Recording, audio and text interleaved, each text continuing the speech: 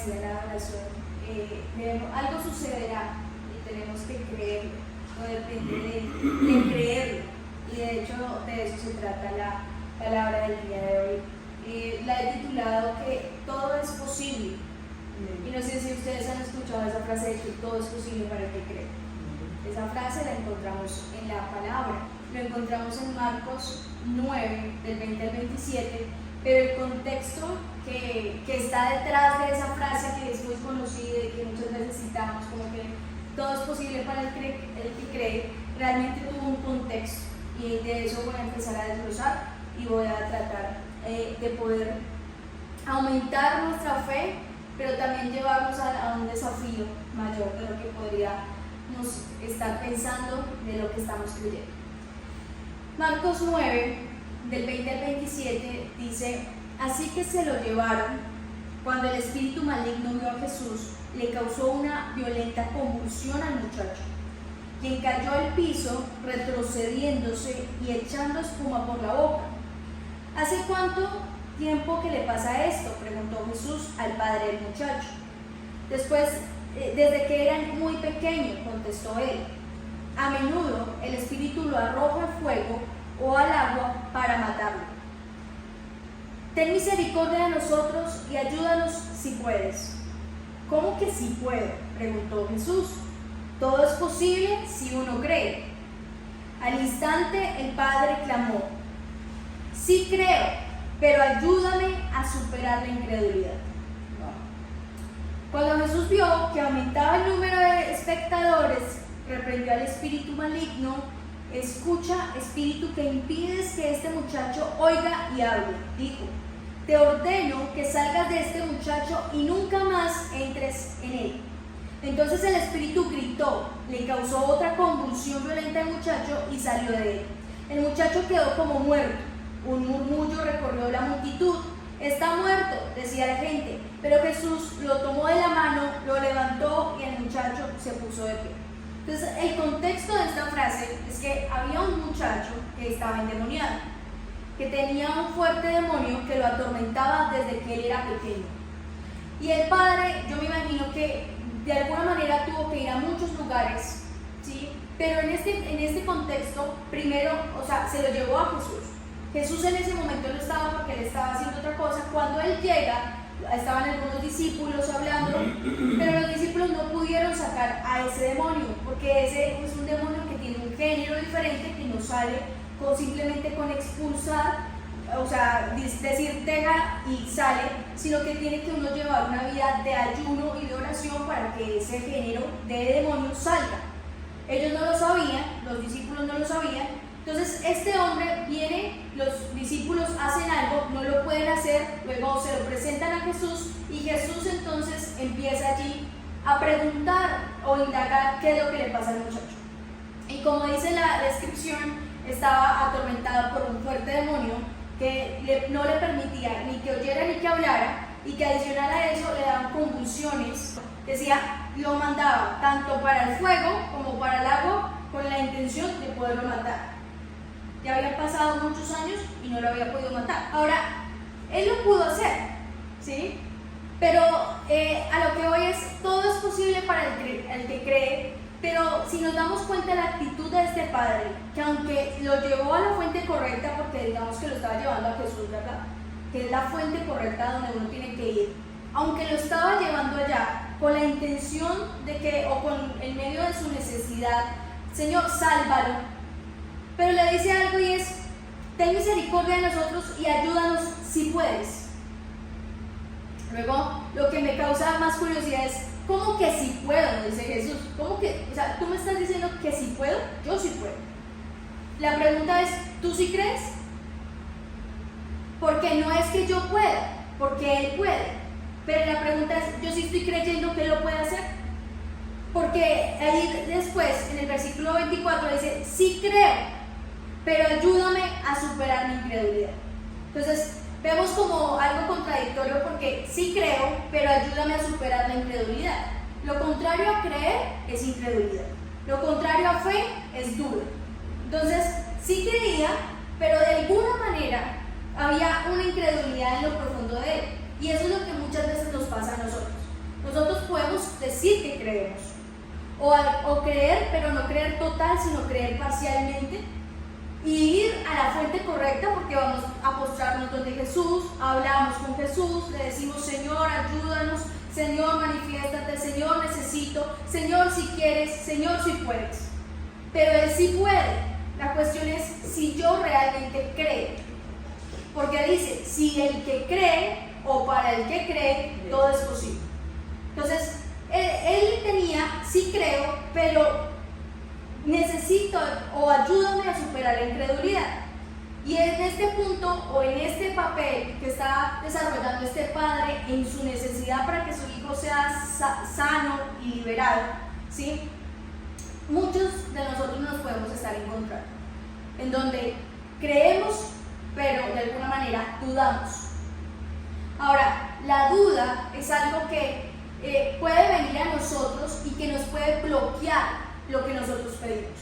Inmediatamente, tan pronto como nosotros decimos o pedimos, si hay duda en nuestro corazón, por mínima que sea, entonces puede llegar a bloquear o puede llegar a desviar aún lo que nosotros estamos pidiendo. Voy a leer Santiago.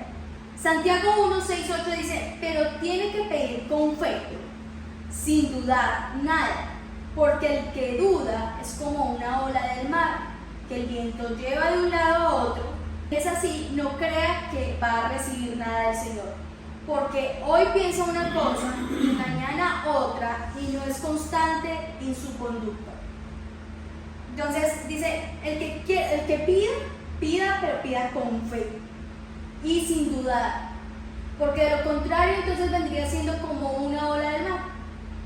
Un día piensa una cosa, otro día piensa otra. Entonces un día nos sentimos motivados y vamos con toda y: Señor, yo quiero esto, porque no es la cuestión de pedir. Para pedir, aún en el pedir, necesito saber cómo pedir, porque tengo que tener claridad en mi pensamiento. No puedo pedir algo que quiero, ¿sí?, pero al otro día cambiarlo por otra cosa que también quiero, y entonces al otro día pensar, decir: no, mejor esto, bueno, si me sale mejor esto, o si me sale primero, o lo que me salga mejor. Entonces estoy siendo una persona de doble ánimo, y dice que el de doble ánimo no recibe. ¿Por qué? Porque cavila en su pensamiento. Entonces no estoy enfocado en una cosa. Y les quiero, no sé si de pronto han hablado o han escuchado acerca de la Torre de Babel. Cuando se inició la Torre de Babel, dice la palabra que en ese momento solamente existía un idioma. Y ellos se unieron, ¿sí?, para construir, que ahí es donde nace la mezcla, donde nace el ladrillo, donde nacen muchos elementos que hoy vemos como construcción. Desde ahí empezaron a nacer. Entonces dice que ellos se unieron a construir una torre y se le llamó Torre de Babel. Pero la intención de ellos era construir una torre tan alta que llegara hasta el cielo. La palabra dice que Dios bajó y miró lo que ellos estaban haciendo, y vio tanta unidad en lo que ellos estaban haciendo que dijo: ellos van a lograr lo que ellos se propusieron. Y lo voy a leer textualmente. Dice: pero el Señor bajó para observar la ciudad y la torre que los hombres estaban construyendo. Entonces el Señor dijo: todos forman un solo pueblo y hablan un solo idioma. Esto es solo el comienzo de sus obras, y todo lo que se propongan lo podrán lograr. Será mejor que bajemos a confundir su idioma para que ya no se entiendan entre ellos mismos. Entonces, aquí es donde nacen los idiomas. ¿Cómo nació el inglés, el francés, el alemán? Aquí. La Torre de Babel representa que Dios bajó, dio tanta unidad, porque dice la palabra que todos formaban un solo pueblo y hablaban un solo idioma. Y eso habla precisamente de una unicidad. Por eso la palabra también menciona que uno tiene que ser uno con Dios, para que Él sea uno con nosotros. Entonces hay un poder en la unidad. Cuando una familia, o cuando un matrimonio, o cuando aún una empresa se colocan en un solo pensamiento y en una misma unidad y para un mismo objetivo, si se colocan de acuerdo lo cumplen. Pero si no cavilan en doble pensamiento, si no cambian las circunstancias, si no dudan. Porque ellos no dudaron, ellos estaban tan determinados en hacer lo que se propusieron que lo iban a lograr, y Dios tuvo que bajar y confundirlos. ¿Qué quiere decir? Ahora dice, comienzo de sus obras y todo lo que se proponga lo podrán lograr. Y la intención de ellos no era buena, la intención de ellos era llegar a crear una torre para que de alguna manera fueran reconocidos, ¿sí?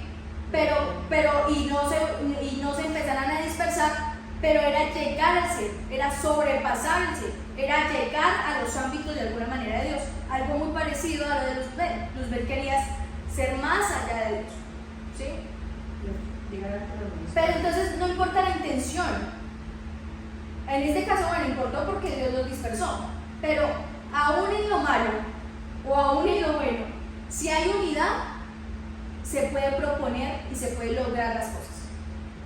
Entonces, ¿qué representa esto? Que, ok, yo tengo que no dudar en lo que voy a pedir, ¿cierto? Pero también tengo que tener una claridad en lo que voy a pedir, pero una unidad con quien me voy a aliar. Una unidad con quien voy a realizar ese proyecto, con quien voy a realizar cierta cosa. No puedo pensar una vez en una venta de tamales y a la otra vez una empresa de algo, porque entonces mi pensamiento va a estar diversificado.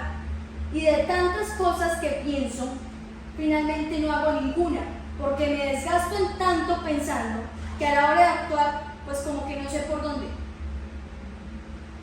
Y muchas veces no recibimos porque no tenemos claridad con lo que pedimos. Y hoy básicamente queremos desafiar con esta palabra es, desafiémonos a enfocarnos en una cosa, porque en esa cosa sí o sí tendremos que tener respuesta. Sí o sí Dios nos tiene que dar respuesta, porque no es que Él lo pueda hacer, Él puede hacer 1, 2, 3, 4, las cosas que pidamos. La cuestión es si yo tengo la capacidad para todo lo que yo estoy pidiendo. Porque si no, si pido muchas cosas y finalmente no voy a tener el tiempo, o me voy a estresar, o me voy a separar de Dios, o voy a hacer otras cosas que de pronto no son, pues entonces no tengo la capacidad para. Pero si yo comienzo con una cosa, Dios me la da, y de esa cosa lo empiezo, digamos, a fortalecer, y ya de ahí empiezo a partir ya de otro, pero cuando ya tengo esto, ya es diferente, a la medida de, no como pedir todo. Entonces lo importante aquí no es tanto como el pedir, porque pedir lo podemos hacer cualquiera puede entrar en una oración, ¿cierto? Y puede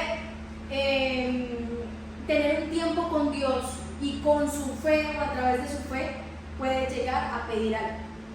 El problema es que no sea constante en ese pensamiento. Isaías 26, 3, 4 dice, Señor, tú conservas en paz a los de carácter firme. En otras versiones dice, cuyo pensamiento en ti persevera, porque confían en ti. Confíen siempre en el Señor, porque Él es el refugio eterno. Vuelvo a repetirlo. Señor, tú conservas en paz a los de carácter firme, porque confían en ti. Confían siempre en el Señor, porque Él es el refugio eterno. Entonces, en otras versiones dice, cuyo pensamiento en ti persevera. Entonces, el carácter firme con el cuyo pensamiento en ti persevera, en otra versión prácticamente dice que es lo mismo. Entonces, ¿qué me lleva a tener un carácter firme? Que mi pensamiento persevere. Si mi pensamiento empieza a perseverar, así como es el caso, es el ejemplo de lo que las personas de la Torre de Babel se propusieron, y su pensamiento día y noche era eso, ninguna otra cosa más, pero pensando en Él, pero pensando también en las cosas que pidieron, pero también poniendo su confianza en Él, pues entonces las cosas van a empezar a funcionar. Pero tengo que tener perseverancia para que yo pueda tener un carácter firme. Por eso es importante que sepamos pedir, y aún dice la palabra que si no sabemos pedir o no tenemos claridad, que le digamos a Él que nos dé la claridad para que lo podamos pedir. Santiago también lo dice. Dice, si ustedes no saben qué pedir, pidan sabiduría y se les dará sabiduría en abundancia. Con sabiduría entonces tendríamos una claridad en nuestro pensamiento de qué es lo que tenemos que pedir. Y cuando pidamos con fe, pidamos sin dudar. ¿Para qué? Para que Él lo pueda cumplir. Pero no es porque Él no lo pueda cumplir, es porque yo tengo que creer para que se me cumpla. Que se cumpla.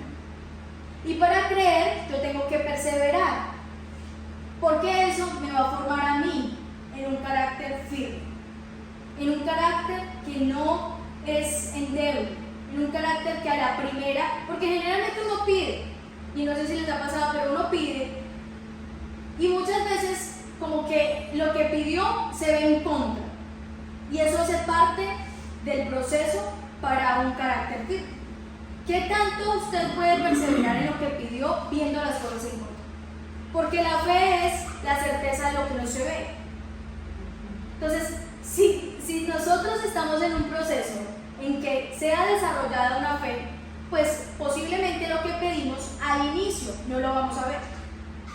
Pero si nos seguimos manteniendo durante el tiempo y perseverando en el mismo pensamiento, pues entonces tarde o temprano eso va a ocurrir.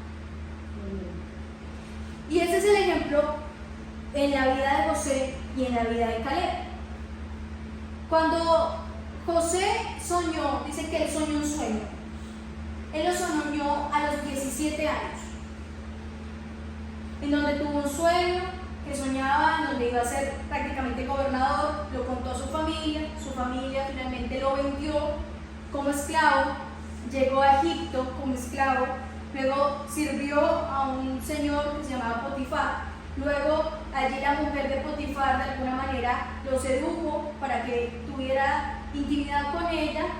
Él no quiso, rechazó, y esta mujer trató, insinuó o lo llevó a la cárcel.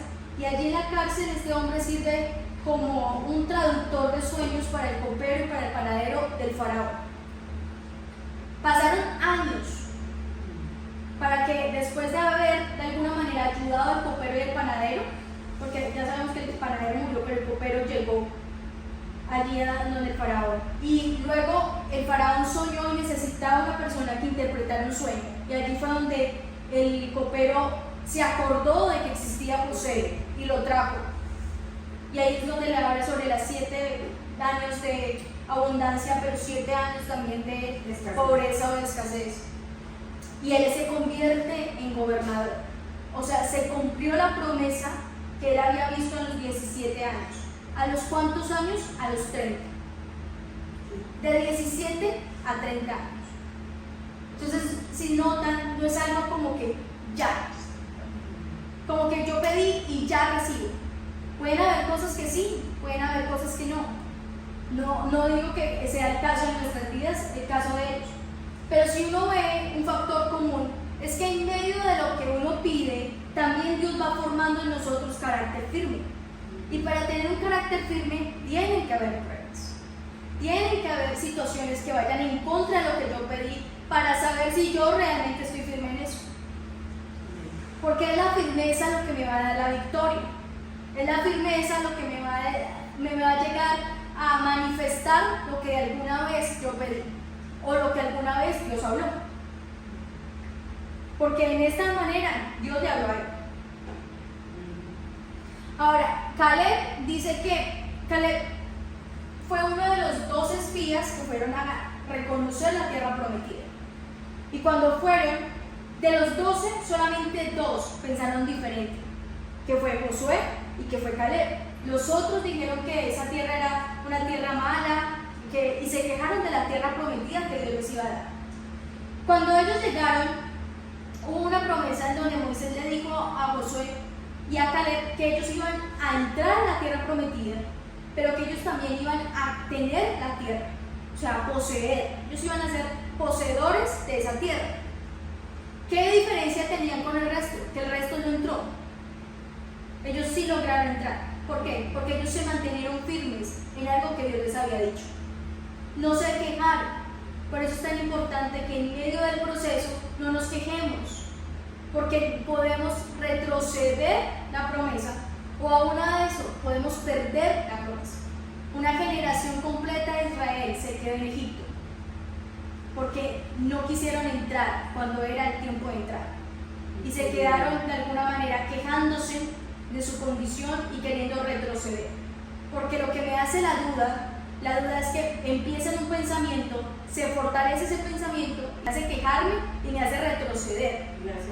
Por tanto, me hace perder tiempo, porque ellos perdieron 40 años. Lo que les iba a tomar 40 días, les tomó 40 años. Generación que no entró, sino los hijos de ellos fueron los que entraron. Pero a diferencia de Caleb y a diferencia de Josué, ellos entraron en la tierra prometida. Cuando pasó eso del reconocimiento, Caleb tenía 40 años. Y dice la palabra que cuando él poseyó la tierra tenía 85 años. 45 años más. Pero él no se había olvidado de la promesa. Él no se había olvidado de lo que Dios le había prometido. Y dice la palabra, yo tenía 40 años cuando Moisés me envió desde Cades Barnea a explorar la región, y cuando volví le hablé con toda sinceridad. Los que fueron conmigo hicieron que la gente se asustara, pero yo me mantuve fiel a mi Dios y Señor. Entonces Moisés me juró: la tierra en la que has puesto el pie será siempre tuya y de tus descendientes, porque te mantuviste fiel a Dios y Señor.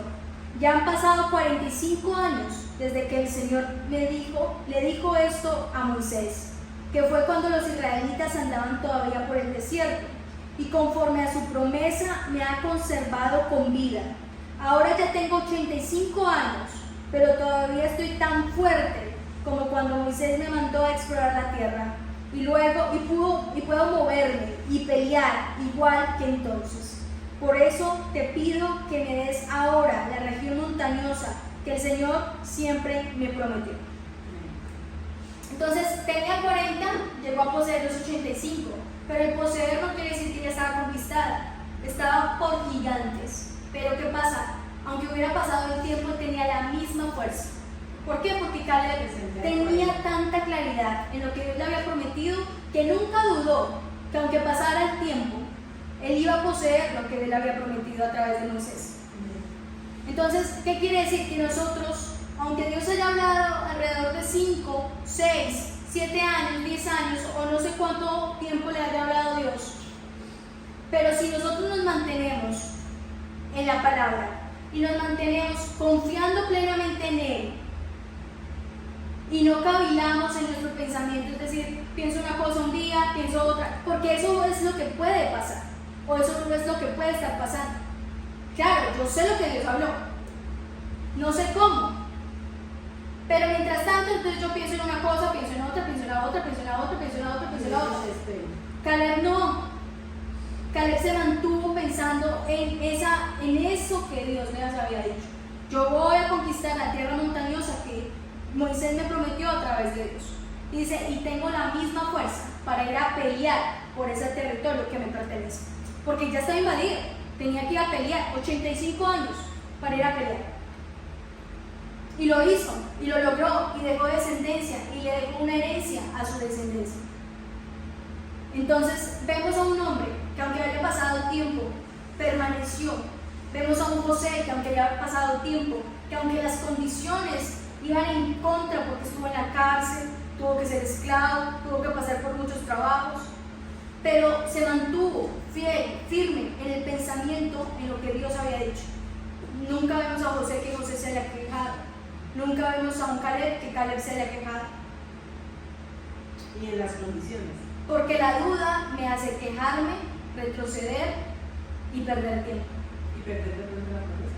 Y aún la promesa.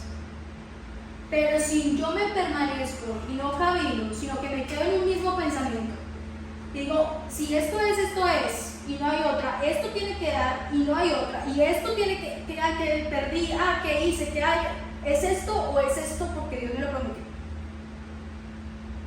Entonces, Dios verá en nosotros, así como vio allí en Caleb, en José, aún en las personas que estaban construyendo la torre de Babilonia, vio, él dice que él ve la actitud con la que nosotros le pedimos. Entonces por eso es una palabra de desafío, porque nosotros podemos estar como ese hombre, papá, que en medio de su angustia o necesidad fue a Jesús, fue a la fuente correcta, pero en él había duda, porque dice, sí, creo, pero ayúdame en mi incredulidad. Podemos estar siendo nosotros, sí Señor, yo creo que tú hablaste, sí Señor, yo creo que tú dijiste, aunque no lo estoy viendo, bueno Señor, sí, yo creo, pero ayúdame entonces en mi incredulidad, porque necesito fuerza como la de Caleb, persistencia en mi pensamiento, perseverancia y constancia para que no me desmaye en medio de la dificultad. ¿Para qué? Para tener un carácter firme, porque el carácter firme es lo que me va a llegar o me va a llevar a la promesa. Sí, entonces quiero que por favor